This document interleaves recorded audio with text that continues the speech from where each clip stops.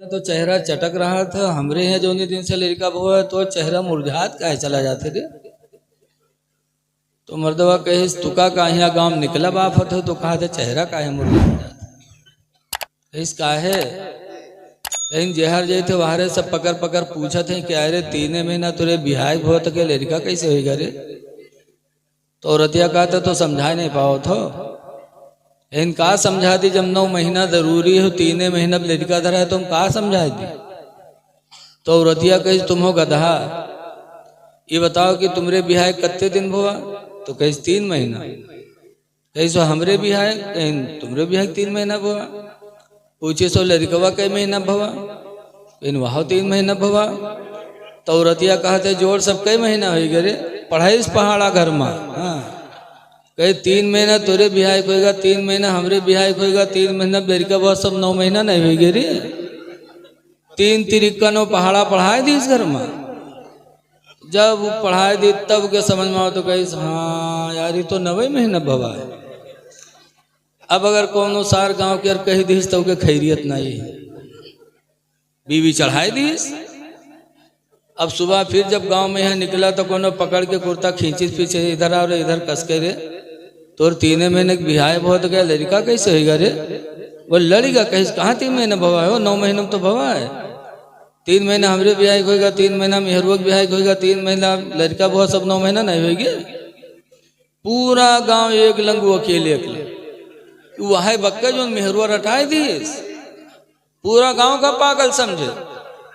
ऐसी वहां भी देवबंदी हैं 40 दिन के चिल्ले में जाते हैं तो इनको वहां भी ऐसा रटा देते शिर्क शिर्क शिर्क कि नहीं इनको कुरान समझ में आता नहीं इनको हदीस समझ में आती।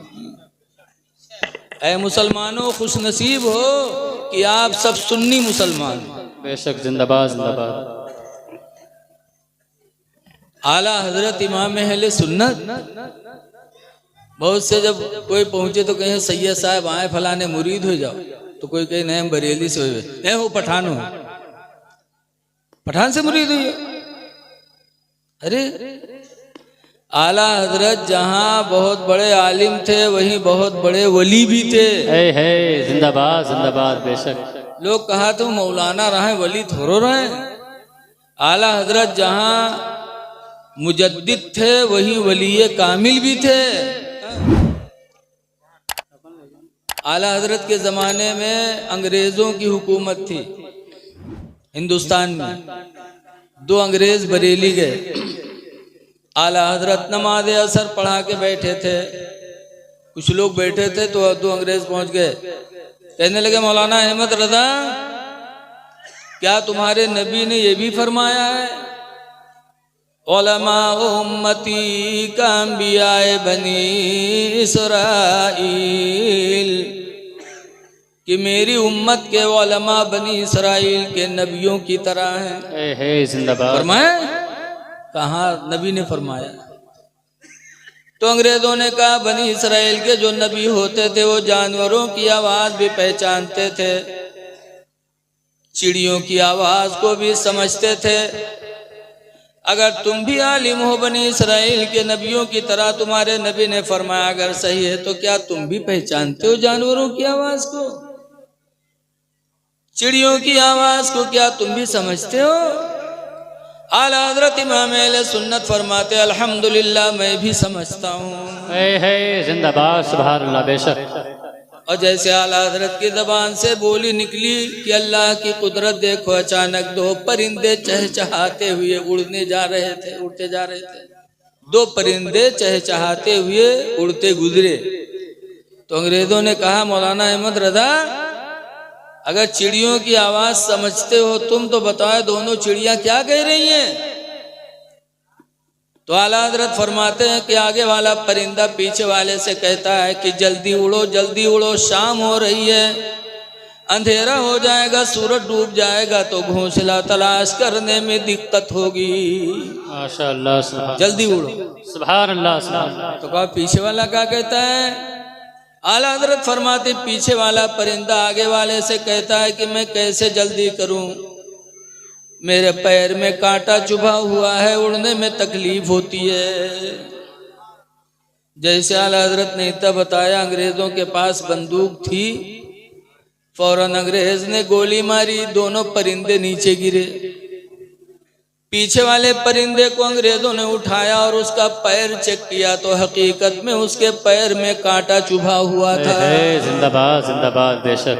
अंग्रेजों ने पुकारा, अहमद रजा खुदा की कसम आज यकीन हो गया कि तुम्हारे नबी का हर हर फरमान सच्चा है और तुम उनके सच्चे मानने वाले हो। अंग्रेजों ने भी कलमा पढ़ा, आला हजरत की करामत देख कर वो मुसलमान हो गए। सुभान अल्लाह। तो आला हजरत जहाँ बहुत बड़े मुजद्दिद थे, वहीं बहुत बड़े वलीये कामिल भी थे। और पीर के लिए ज़रूरी है कि इतना बड़ा आलिम हो कि अपने मुरीदों के मसाइल को कुरान और हदीस से बता सके। बेशक। ये नहीं कि तवाजा खाए पीर साहब और मसला बताओ मौली साहब। आजकल बहुत से गांव घूमत, बाबाओं से बचो। हमारे गांव खन्नापुरों में एक बाबा आवा, हफ्तन गुजरी गाँव के बड़ा चर्चा गांव में हो, मस्जिद में एक दिन नहीं उसे मुलाकात हो। एक दिन मगरिब पढ़े रहा है तो सड़क पर 4-5 मेहरुए खड़ी फसर फसर करें, तो हम आगे बढ़े, नमकीन कहा बात, तो कहते रहे मौलाना भैया बहुत जलाली बाबा है, बहुत जलाली बाबा है मौलाना भैया। तो हम कहा कुछ देखो, कहने रहे मौलाना भैया वो एक बीड़ी नहीं पिए थे मौलाना भैया, पूरे पूरे बंडल मांग लगाए के पिए थे मौलाना भैया, बहुत जलाली हैं। तो हम कहा तोबा तोबा, वो जलाली बाबा हो कि जलाली दरुआ हो, सबके नशा एक बीड़ी में पूरी आत हो कि पूरे पूरे बंडल में। मजा शरीफ के मुजाविर भी बड़े बेकार होते, बड़े बेकार होते हैं। बात मुजाविर जो मज़ारों पे रहते हैं। अभी एक वीडियो आई है मोबाइल में, मेरे मोबाइल में भी है। एक मज़ार शरीफ पे इंटरव्यू लेने कोई गया तो 2 थे, एक पैंट बूशर्ट पहने था मुजाविर और एक कुर्ता पैजामा टोपी दाढ़ी बेहतरीन 60-70 साल का बुढ़वा बैठे। इंटरव्यू लेने वाला गया, कहा आप लोग यहाँ क्या करते हैं? बड़े रुआब से कहा मैं तो इसका खादिम हूँ दरगाह का। खादिम है, क्या करते हैं? का फातिहा पढ़ते हैं। का फातिहा पढ़ते हो तब तो तुमको दीन के बारे में बहुत मालूमात होगी। कहीं हाँ बहुत मालूम है। बड़े रुआब से बुढ़वा मारे रुआब। तो कहीं क्यों आते हैं लोग यहाँ? कहीं यहाँ सबका भला होता है। ठीक है भला होता है तो काम नमाज भी पढ़ते होंगे। कहाँ नमाज भी पढ़ी थे। तो इंटरव्यू लेने वाले ने माइक लगाया, कहा जरा सना सुनाइए। तो बुढ़वा चौंका, सना ये क्या हुआ? तो इंटरव्यू वाले ने कहा सना सुना, सना जो नमाज में पढ़ी जाती है, सुब्हानकल्लाहुम्मा व बिहम्दिका व तबारक अस्मुका का सुनाओ। तो बुढ़वा हर बार बल्थी बदल लगा। तो कहने पढ़िए ना, कहे रुको तो नहीं चक्कर आवत है, कहीं रुको चक्कर आवत। वो तो उसे पूछ लो जो ठाड़ है। तो उसे कहें वो तो बाद में बताएगा, पहले तुम बताओ, सना बताओ ना, सुब्हानकल्लाहुम्मा सुनाओ। फिर बुढ़वा कहे कहीं थे चक्कर आवत है, नहीं माना था। अब सब बात में नीक और सना सुनाओ कहे तो कहते चक्कर आवत है। तो कहने अच्छा चलो नहीं सना याद है तो पहला कलमा सुनाओ। कहने यार हमारी से तबीयत ठीक नहीं, हमका बकाओ ना, अत्ती बोली हम बोल दिया है तुमसे ना तो हमरे चक्कर आवेगा। अब बताओ, ऐसे ऐसे दज्जाल मज़ारों पे पड़े रहते हैं। अक्सर खादिम बड़े दज्जाल होते हैं, वली को बदनाम करने के लिए कभी मज़ार पे उठा के सर पटकेंगे, कभी चुमाएंगे, कभी क्या होता बोलो। आज सुन्नी क्यों बदनाम है? वहाबी ऐसे ऐसे ना कमीने मुजाविरों ही के वजह से सुन्नियत को बदनाम करते हैं। इसलिए लोगों मज़ारों पे जाओ, मोहब्बत करो, लेकिन शरीयत के दायरे में जाओ तो दुआ करो, कलमे तैयबा पढ़ो, जो कुछ भी याद हो अदब के साथ पढ़ के इसाले सवाब करके चले आओ। लेकिन लोग कब्र के पास दुआ करने में वो भी वहां भी कहते हैं शिर्क है। लेकिन सुनो, बगदाद के बादशाह हारून रशीद, बगदाद के बादशाह हारून रशीद बादशाह भी थे, अवालिम भी थे, हाफिज भी थे।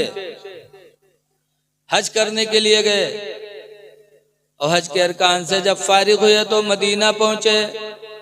और जब मदीना शरीफ पहुंचे तो हुजूर के रोज़े पे जाने का इरादा हुआ तो सोचा हारून बादशाह ने कि रसूल करीम के रोज़े पे जा रहा हूं,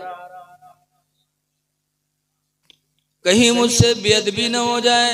बेशक। तो मदीने मुनव्वरा में उस वक्त हजरत इमाम मालिक रहमतुल्लाह अलैह का मदरसा चलता था। बहुत बड़े इमाम थे इमाम मालिक, 4 इमामों में एक इमाम गुजरे। उनके पास गए, हारून बादशाह कहने लगे कि मदार रसूल पे जाना है, आप साथ में चलो ताकि मुझसे कहीं बेअदबी न हो जाए। तो इमाम मालिक गए, साथ में गए। हारून बादशाह को जो कुछ पढ़ना था पढ़ा। जब दुआ मांगने का वक्त आया तो हारून बादशाह ने सो कहा कि इमाम मालिक ये बताओ, अब दुआ मांगनी है तो मुंह किधर करें? काबे की तरफ मुंह करके दुआ मांगे कि हुजूर के रोजे की तरफ मुंह करके दुआ मांगे? किधर मुंह करके दुआ मांगे? काबे की तरफ मुंह करें कि इनके हुजूर की तरफ मुंह करके दुआ मांगे? तो इमाम मालिक का जवाब सुनो, आज भी किताबों में मौजूद है। इमाम मालिक ने फरमाया था, कैफ़ तुवल्ली अन्हु, ऐ हारून तुम इनसे मुंह कैसे फेरोगे? बेशक। इनसे मुंह कैसे फेरोगे किबले की तरफ? वहुवा वसीलतुका, दरहाल कि हुजूर तुम्हारे लिए वसीला है। व वसीलत अबी का आदम, और तुम्हारे बाप आदम के भी यही वसीला है। सुभान अल्लाह बेशक। कि जब तुम्हारे बाप आदम की तौबा बगैर इनके वसीला बनाए हुए अल्लाह ने कबूल नहीं किया, तो तुम्हारी दुआ को बगैर इनके वसीला बनाए अल्लाह कैसे कबूल करेगा? तो हारून बादशाह ने हुजूर के रोज़े की तरफ मुंह करके दुआ मांगी। पता चला अल्लाह वालों के वसीले से दुआएं कबूल होती हैं, और खुसूसियत के साथ रसूल करीम के वसीले से। इसीलिए फरमाते हैं कि बे उनके वास्ते कि खुदा कुछ अता करे, बे उनके वास्ते के खुदा कुछ अता करे। आशा गलत गलत ये हविस बेबसर की है। सुभान अल्लाह, जिंदाबाद जिंदाबाद। जो कुछ मिला सब नबी के वसीले ही से तो मिला है। आला हज़रत फरमाते हैं कि होते कहाँ खलीलो बिना काबा मीना, होते कहाँ खलीलो बिना काबा मीना, लौलक वाले साहिबी सब तेरे घर की है। सुभान अल्लाह, जिंदाबाद जिंदाबाद। इसीलिए अल्लाह वालों से लो लगाओ। बड़े खुश नसीब हो कि आज हजरत मलंग शाह अली रामा के उर्स के मौके पर आप हाजिर हुए हैं। अल्लाह का फरमान है, 10वां पारा की आयत है, अतीउल्लाह व रसूलह, अल्लाह की इताअत करो और उसके रसूल की इताअत करो। अल्लाह की इताअत क्या करना? तो अल्लाह ताला फरमाता वाला तनाज़उ, ऐ लोगों आपस में झगड़े न करो। सुभान अल्लाह। वतफसलू, और आपस में फूट पैदा न करो। फतज़हबरी हुकुम, तो तुम्हारी ताकत चली जाएगी, कहीं तुम्हारी ताकत चली न जाए। अल्लाह फरमाता झगड़ा न करो, फूट पैदा न करो। फतज़हबरी हुकुम, कि तुम्हारी ताकत चली जाए। वस्बिरू, ईमान वालो तुम सब्र करो। फ़इन्नल्लाह मअस्साबिरीन, इसलिए कि अल्लाह सब्र करने वालों के साथ है। सुभान अल्लाह, सुभान अल्लाह। सब्र करो, झगड़ा न करो, सब्र कर लो। हदीस पाक में अनस क़ाला क़ाला रसूलुल्लाह सल्लल्लाहु अलैहि वसल्लम, हजरत अनस से रवायत है, फरमाते अल्लाह के नबी ने इरशाद फरमाया, लैसा शदीदु, हुजूर फरमाते पहलवान वो नहीं है। कौन? अल्लज़ी यसरा, जो दूसरे को पटक दे, पहलवान वो नहीं। बलिश शदीदु, बल्कि पहलवान तो वो है, अल्लज़ी यमलकु अला नफ्सिही इंदल ग़ज़बी, जो गुस्सा के वक्त अपने नफ्स पर कंट्रोल कर ले। सुभान अल्लाह, बेशक बेशक। नबी फरमाते पहलवान वो है कि गुस्सा है और आदमी अपने नफ्स पर काबू कर ले, जबान से गाली न निकले, किसी के ऊपर हाथ न उठे, तो नबी फरमाते पहलवान वही है। सुभान अल्लाह, बेशक। ऐ लोगों, अपने अपने घर में पहलवान बनो। बीवी की गलती पर जब गुस्सा आए तो बीवी पर हाथ ना उठाओ, बीवी को गाली ना दो, अपने नफ्स पे सब्र कर लो, कंट्रोल। बेशक। मारो ना, औरतों को न मारो, इसलिए कि इनका तुम पर बहुत बड़ा एहसान है। आप सोचो तो हम सोचे थे कि कमाए के खवाए थे तो हमारा एहसान है। नहीं नहीं, औरत का एहसान मर्द के ऊपर है। क्यों? जितना काम औरत घर में करती है, कोई नौकरानी ला के करवाओ, भला 10,000 रुपया महीना दे तब वो काम न हो। बेशक बेशक। बोलो होगा? लाओ 10,000 रुपया महीना दो, जब 5,000 कमा नहीं पाओ तो 10,000 दे कहां से? बीवी का एहसान मर्द के ऊपर है। हजरत उमर रदियल्लाहु ताला अन्हु फरमाते हैं कि बीवी का सबसे पहला एहसान यह है कि शौहर के लिए वो अपने माँ बाप, भाई बहन पूरा दयार छोड़ देती है। कहाँ की लड़कियों कहाँ जिंदगी गुजारती है? बोलो, हम खन्नापुरों में रहते हैं, रोक लियो हमका 2 हफ्ता तो देखो हमारा चेहरा कौन मेर बनी। बोलो, सब याद आएंगे ना। एक बीवी शौहर की मोहब्बत में पूरा दयार छोड़ती है, ये सबसे पहला एहसान है बीवी का मर्द के ऊपर। सुभान अल्लाह, बेशक। देखो, अगर बप्पा अपने लेकर शादी करते हैं और अगर बेटी जहाँ से रिश्ता लगाए, अगर तन को शक सुबह होएगा कि बिहाय के बाद हमारे लड़कवा कहीं हुए बलाए ले, तो फिर बाप तैयार नहीं होते। तो हुआ न कर, हमने लौंडक पठाई वहाँ गुलामी करे, तो तुम्हारा लौंडा है गुलामी करने के लिए नहीं भेज सकते हो। उसकी बेटी, वो भी तो उसकी औलाद है। बेशक। उसको तुम अपने घर पे लाके गुलामी कराते हो, अपनी भी कराते, बीवी की भी कराते, भाई की भी करवाते, शौहर की भी करवाते। बेशक। बीवी का एहसान है मर्द के ऊपर सबसे पहला है कि उसके लिए घर बार छोड़ देती है। और दूसरा एहसान जो बहुत बड़ा औरत का है वो ये है कि औरत की वजह से इंसान ज़िना से बचता है। सुभान अल्लाह, बेशक। अगर बीवी न हो तो पता नहीं कब हमारे कदम, तुम्हारे कदम ज़िना की तरफ चले जाते हैं। इस गुनाह कबीरा से औरत तुमको बचाती है, ये दूसरा बहुत बड़ा एहसान है। बेशक। और तीसरा एहसान ये है कि बीवी की वजह से अल्लाह ताला तुम्हें औलाद अता फरमाता है। सुभान अल्लाह। बीवी न हो तो कौन कंपनी खुली हो लड़कन खातिर? बताओ, है कौन भट्टा वट्टा? कोई कंपनी बिकत है? करोड़ों की भी खरीदोगे नहीं मिलेगी। सबसे बड़ा एहसान औरत का यह है कि उसके वजह से अल्लाह ताला तुम्हें औलाद अता फरमाता है। और मैं नहीं कहता, तुम्हारे नबी कहते, हमारे नबी कहते हैं। बेशक। हुजूर सल्लल्लाहु अलैहि वसल्लम की बीवी हजरत खदीजा 65 साल की हो के जब इंतकाल कर गई, तो हजरत खदीजा के बाद हुजूर ने दूसरी शादी की हजरत आयशा से। हजरत आयशा जवान थी। हुजूर हजरत आयशा के बिस्तर पे लेटते थे और करवट बदलते थे तो सरकार कहते थे हाय मेरी खदीजा। दूसरी करवट बदलते तो कहते हाय मेरी खदीजा। अच्छा ये बताओ कि जिके पास 2 मेहरुआ हो तो दोनों में से कौनो दूसरे के नाम सुने गवारा करत है? बोलो।